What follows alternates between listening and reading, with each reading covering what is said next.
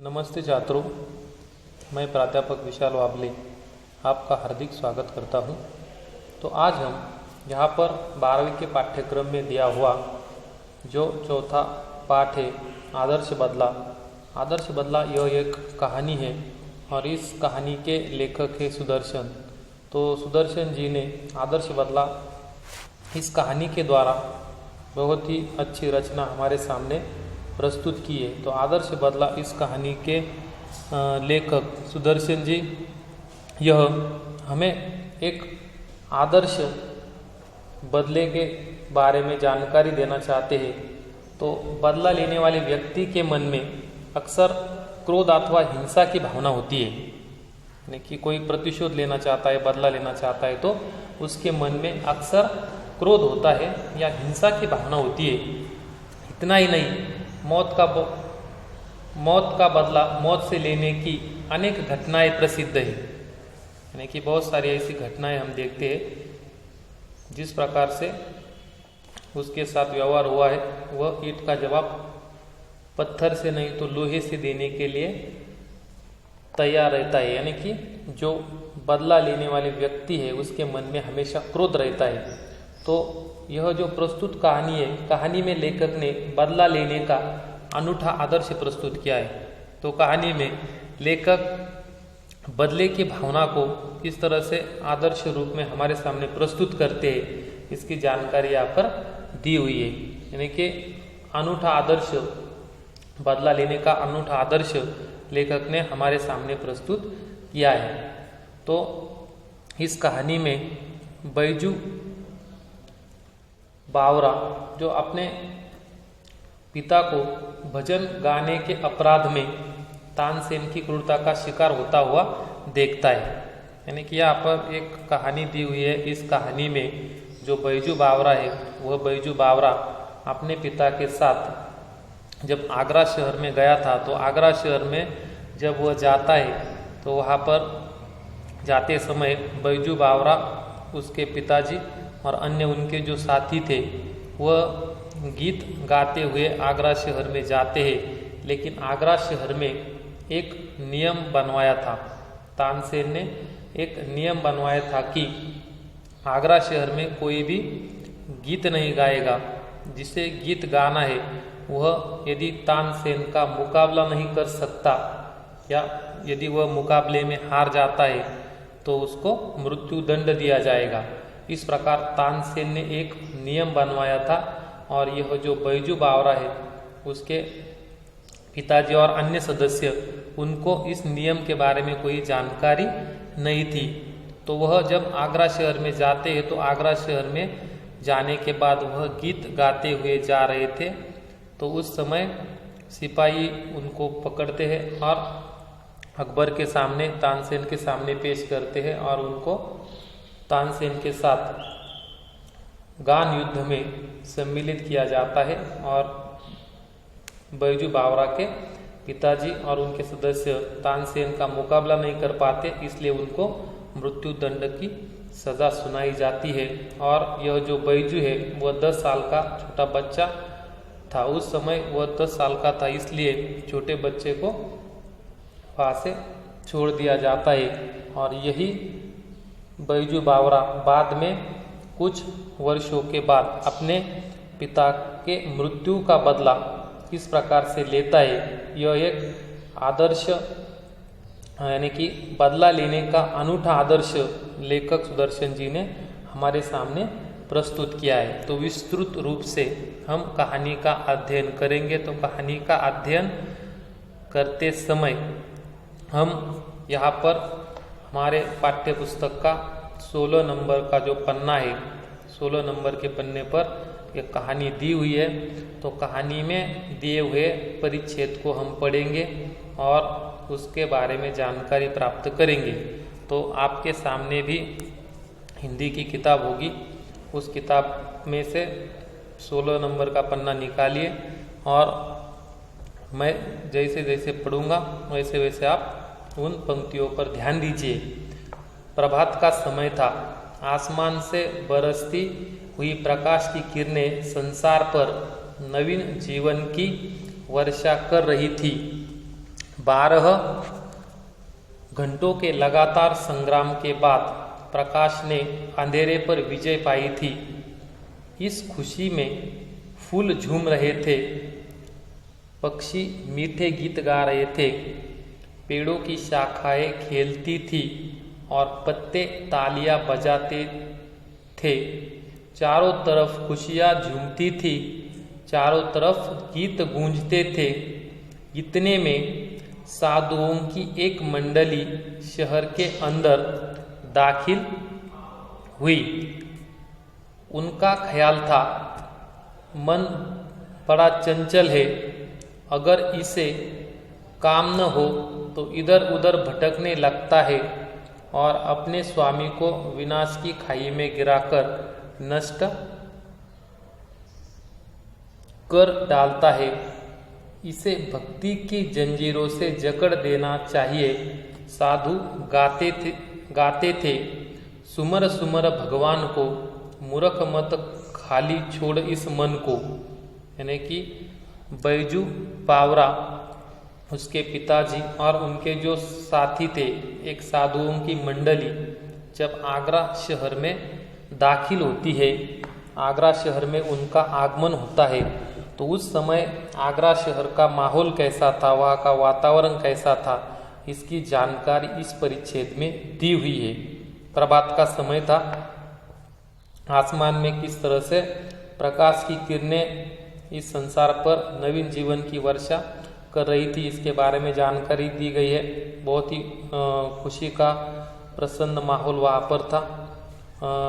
जो पक्षी वह मीठे गीत गा रहे थे, पेड़ों की शाखाएं खिलती थी, इस प्रकार की जानकारी यहाँ पर इस परिच्छेद में दी है। और इस सुनहरे माहौल में यह जो साधुओं की मंडली थी, वह गीत गाते हुए अपने मन को वह आनंद की अनुभूति देते हुए, सुमर सुमर भगवान को, मूर्ख मत खाली छोड़ इस मन को, इस प्रकार का गीत गाते हुए आगरा शहर में दाखिल हुए और वह धीरे धीरे आगे बढ़ रहे थे।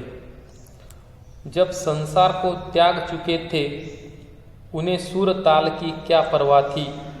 कोई ऊंचे स्वर में गाता था, कोई मुंह में गुनगुनाता था। यानी कि यह जो साधुओं की मंडली थी, वह जैसे जैसे आगे बढ़ रहे थे, कुछ जो साधु थे बैजू बावरा के साथ उनके पिताजी और उनके साथी, वह कोई ऊंचे स्वर में गाता था, कोई मुंह में गुनगुनाता था।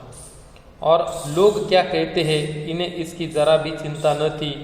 ये अपने राग में मगन थे कि सिपाहियों ने आकर घेर लिया और हथकड़ियाँ लगाकर अकबर बादशाह के दरबार को ले चले। यानी कि यह साधु थे, उनको कोई जानकारी नहीं थी कि किस प्रकार का नियम इस आगरा शहर में बनवाया गया है, या तानसेन ने किस तरह का नियम तैयार किया है, इसके बारे में उनको कोई जानकारी नहीं थी। वह अपने ही धुन में गा रहे थे, उनको बाकी के लोगों की जरा भी परवाह नहीं थी। वह अपने ही आप में मग्न थे और वह गीत गाते हुए जा रहे थे। तो उसी समय वहाँ पर सिपाही आते हैं और सिपाहियों ने आकर इन साधुओं को पकड़ लिया, हथकड़ियाँ लगाकर अकबर बादशाह के दरबार में उनको हाजिर किया गया।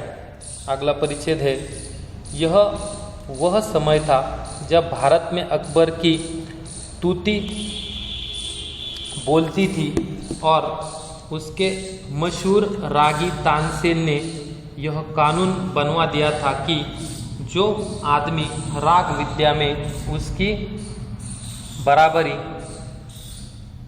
न कर सके, वह आगरे की सीमा में गीत न गाए, और जो गाए उसे मौत की सज़ा दी जाए। यानी कि जब इन साधुओं की मंडली को अकबर बादशाह के सामने पेश किया गया, तो उस समय भारत में अकबर की तूती बोलती थी। यानी कि तूती बोलना, यह मुहावरा है, तूती बोलना यानी कि अधिक प्रभाव होना। उस समय अकबर का अधिक प्रभाव था और उस समय यह साधु आगरा में दाखिल हुए थे और आगरा शहर में वो जैसे जैसे आगे बढ़ रहे थे वैसे वैसे वह गीत गाते जा रहे थे। आगरा के नियम के बारे में उनको कोई जानकारी नहीं थी, कौन सा कानून बनवाया है उसके बारे में कोई जानकारी नहीं थी। इसलिए साधुओं को पकड़कर यह सिपाही अकबर के सामने पेश करते हैं। और उस समय अकबर ने अपने आगरा में एक नियम बनवाया था, ये कानून बनवा दिया था कि जो आदमी राग विद्या में तानसेन की बराबरी नहीं कर सकता उसे मौत की सज़ा दी जाए। यदि वह गीत गाना चाहता है आगरा में तो उसे तानसेन का मुकाबला करना होगा, गान युद्ध में उसका सामना करना होगा। यदि वह जीत जाता है तो उसको जान बख्श दी जाएगी और यदि वह हार जाता है तो उसको मौत की सज़ा दी जाएगी। इस प्रकार किसी को भी आगरा शहर में गाने की अनुमति नहीं थी। यदि वह गाना चाहता है तो उसको तानसेन का मुकाबला करना पड़ेगा। इस प्रकार का कानून उस समय बनवा दिया था। बेचारे बनवासी साधुओं को पता नहीं था, परंतु अज्ञान भी अपराध है। यानी कि जो साधु थे, जो गीत गाते हुए आगे जा रहे थे, उनको अकबर के इस नियम के बारे में कोई जानकारी नहीं थी। वह अज्ञानी थे और अज्ञान भी अपराध है। मुकदमा दरबार में पेश हुआ। तानसेन ने राग विद्या के कुछ प्रश्न किए। साधु उत्तर में मुंह ताकने लगे। अकबर के होठ हिले और सभी साधु तानसेन की दया पर छोड़ दिए गए। यानी कि इन साधुओं को हथकड़ियाँ लगाकर अकबर के दरबार में पेश किया गया। तानसेन का वह मुकाबला नहीं कर सके। तानसेन ने राग विद्या या संगीत के बारे में कुछ प्रश्न उन साधुओं से पूछे, लेकिन उन प्रश्नों का जवाब उन साधुओं के पास नहीं था। वह एक दूसरे के मुंह ताकने लगे, एक दूसरे की तरफ देखने लगे।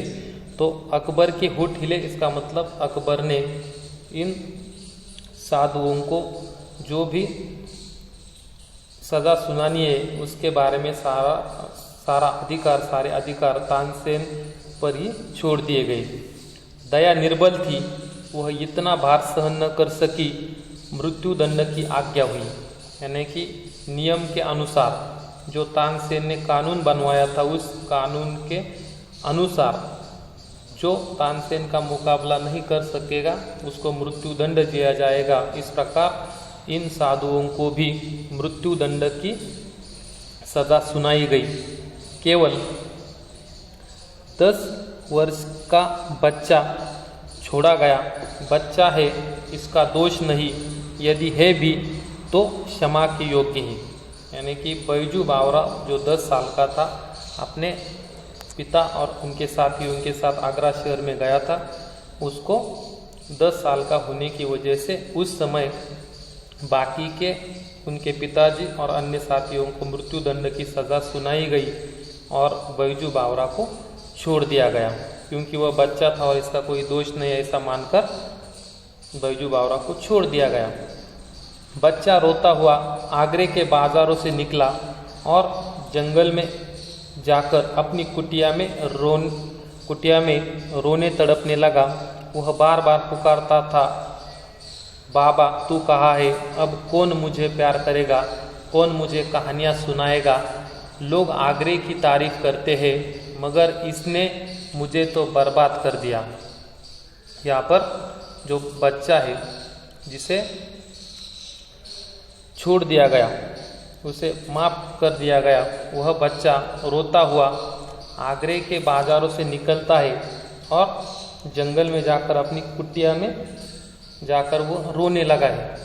वह तड़प उठा है, उसको दुख हुआ है, क्योंकि उसके पिता को मृत्युदंड दिया गया है। उसके साथी जो थे उनको भी मृत्युदंड दिया गया है। वह बार बार अपने पिताजी को पुकारता है, बाबा तू कहाँ है? अब कौन मुझे प्यार करेगा? यानी कि वह अपने पिता को खो चुका है, कौन मुझे कहानियाँ सुनाएगा? इस प्रकार वह अपने पिता की याद में रो रहा है। अपने पिता को वह बार बार कहता है कि बाबा तू कहाँ है? अब कौन मुझे प्यार करेगा? कौन मुझे कहानियाँ सुनाएगा? लोग आगरे की तारीफ करते हैं, मगर इसने मुझे तो बर्बाद कर दिया। यानी कि आगरे की तारीफ लोग करते हैं, वो बच्चा मन ही मन में सोचता है, लेकिन इस आगरे ने उसे बर्बाद कर दिया, क्योंकि उसके पिता को मृत्युदंड मिला है और वह सिर्फ अकेला बचा है। इसने मेरा बाबा छीन लिया और मुझे अनाथ बनाकर छोड़ दिया। मृत्युदंड की सजा हो जाने की वजह से वह बच्चा अपने माता पिता को खो चुका है। माता पिता को मृत्युदंड की उसके पिता को मृत्युदंड की सजा मिली है, यानी कि वह अनाथ बनकर अब जीवन जी रहा है। बाबा तू कहा करता था कि संसार में चप्पे चप्पे पर दलदल है और चप्पे चप्पे पर कांटों की झाड़ियाँ है। अब कौन मुझे इन झाड़ियों से बचाएगा, कौन मुझे इन दलदलों से निकालेगा, कौन मुझे सीधा रास्ता बताएगा, कौन मुझे मेरी मंजिल का पता देगा। यानी कि वह बच्चा अपने पिता के साथ गुजरे हुए दिनों को याद करता है। पिता ने जो सीख दी है उसे वह याद करता है। यानी कि उसके पिता ने उसे बताया था कि तुझे जीवन जीना है तो चप्पे चप्पे पर दलदल है, चप्पे चप्पे पर कांटों की झाड़ियाँ है। तुझे जीवन जीना है तो किस तरह से जीवन जीना चाहिए, इस प्रकार की सीख इस छोटे बच्चे को उसके पिता ने दी थी। यानी कि उसके पिता को खोने की वजह से वह रो रहा है और अपने पिता के बारे में वह जो बीते हुए पल को वो याद कर रहा है। तो वह अपने पिता से प्रश्न करता है कि कौन मुझे सीधा रास्ता बताएगा, कौन मुझे मेरी मंजिल दिखाएगा। यानी कि पिता ने जो कुछ उसे बताया था उसके अनुसार वह सोच रहा है कि अब आगे क्या होगा, क्योंकि पिता को तो वह खो चुका है, लेकिन आगे क्या होगा। तो अगले परिच्छेद में दिया हुआ है कि इन्हीं विचारों में डूबा हुआ बच्चा देर तक रोता रहा। इतने में खड़ाऊ पहने हुए, हाथ में माला लिए हुए, राम नाम का जप करते हुए बाबा हरिदास कुटिया के अंदर आए और बोले, बेटा शांति करो, शांति करो। यानी कि यह बच्चा अपने झोपड़े में है। तो उस समय जंगल में वहाँ पर उसके झोपड़ी में एक बाबा आते हैं खड़ाऊ पहने हुए। इसका मतलब खड़ाऊ का अर्थ है लकड़ी की बनी खुट्टीदार पादुका, जो साधु पहनते हैं, लकड़ी की बनी हुई पादुका वह पहने हुए वहाँ पर एक साधु आते हैं और वह बाबा हरिदास है। तो वह हरिदास कुटिया के अंदर आए और उस छोटे बच्चे को वह शांत रहने के लिए कह रहे, शांति करो, शांति करो। राम नाम का जाप करते हुए वह बाबा हरिदास वह कुटिया में पहुँचे और उसने उस बच्चे को शांत करने की कोशिश की। तो उस समय बैजू उठा और हरिदास जी के चरणों से लिपट गया। वह बिलख बिलख कर रोता था और कहता था, महाराज मेरे साथ अन्याय हुआ है, मुझ पर वज्र गिरा है, मेरा संसार उजड़ गया है, मैं क्या करूं, मैं क्या करूं। यानी कि यह बच्चा बहुत दुखी था, वह अपने पिता को खो चुका था, इसलिए वह रो रहा था। उसी समय बाबा हरिदास वहाँ पर उस कुटिया में आते हैं और कुटिया में आते हैं, बच्चे को शांत करते हैं और यह बच्चा उनको देखकर उनके चरणों से लिपट जाता है और जोर जोर से रोने लगता है और उनको वह कहता है कि महाराज मेरे साथ अन्याय हुआ है, मुझ पर बहुत बड़ा अन्याय हुआ है, मेरा संसार उजड़ गया। यानी कि वह अपने पिता को खो चुका है, अब मैं क्या करूं, क्या करूं। वह उन बाबा हरिदास जी से इस प्रकार का प्रश्न करता है। हरिदास जी उसे कहते हैं कि शांति शांति, वह उसे शांत रहने के लिए उसे कहते हैं। तो वहाँ पर उसे शांत रहने की बार बार उपदेश यहाँ पर बाबा हरिदास उसे देते हैं। तो यहाँ पर अगला जो परिच्छेद है तो वह है बैजू। बैजू ने हरिदास के चरणों से, यानी कि यहाँ पर दिया हुआ जो अगला परिच्छेद है, बैजू ने हरिदास के चरणों से और भी लिपट कर कहा, महाराज शांति जा चुकी है, अब मुझे बदले की भूख है, अब मुझे प्रतिकार की प्यास है, मेरी प्यास बुझाइए। यानी कि बैजू ने कहा कि आप मुझे शांत रहने के लिए कह रहे हैं, लेकिन अब शांति जा चुकी है। अब मैं शांत नहीं रह सकता, तो मेरे मन में बदले की आग है, बदले की भूख है। अब मुझे प्रतिकार की प्यास है, यानी कि बदला लेने के बाद ही वह अपनी प्यास बुझा सकता है। उसने अपने पिताजी को खोया है, पिताजी को मृत्युदंड मिला है, इसलिए वह बदले के बारे में सोचता है। तो उस समय वह हरिदास जी उसे समझाने का प्रयास करते हैं। तो अगले परिच्छेद में बाबा हरिदास जी ने किस तरह से बैजू को समझाया। तो हरिदास ने फिर कहा, बेटा शांति शांति। बैजू ने करुणा और क्रोध की आंखों से बाबा जी की तरफ देखा, यानी कि बाबा जी ने फिर से बैजू को शांत रहने का उपदेश किया है। तो बैजू ने करुणा और क्रोध की आंखों से बाबा की तरफ देखा। उन आंखों में आंसू थे और आहें थी और आग थी। जो काम ज़बान नहीं कर सकती उसे आंखें कर देती है, और जो काम आंखें भी नहीं कर सकती उसे आंखों के आंसू कर देते हैं। बैजू ने ये दो आखिरी हथियार चलाए और सिर झुकाकर खड़ा हो गया, यानी कि हरिदास जी ने उसे शांत रहने के लिए कहा था, इसलिए वह शांत हुआ और वह बाबा हरिदास की ओर देखता है। तो उस समय उसके आंखों में जिस प्रकार आंखों में आंसू थे, आहें थी और आग भी थी, यानी कि वह बदला लेना चाहता था। इस प्रकार की उसकी आंखों का वर्णन यहाँ पर किया हुआ है। तो बैजू हरिदास जी के कहने के अनुसार अपने जीवन में आगे बढ़ना चाहता था, इसलिए वह उनका कहना मानकर शांत हो जाता है और बाबा जी के उपदेश के बारे में वह सुनने के लिए तैयार रहता है। वह खड़ा होकर उनके सामने सिर झुकाए हुए खड़ा है। तो हरिदास के धीरज की दीवार आंसुओं की बौछार न सह सकी और कांपकर गिर गई।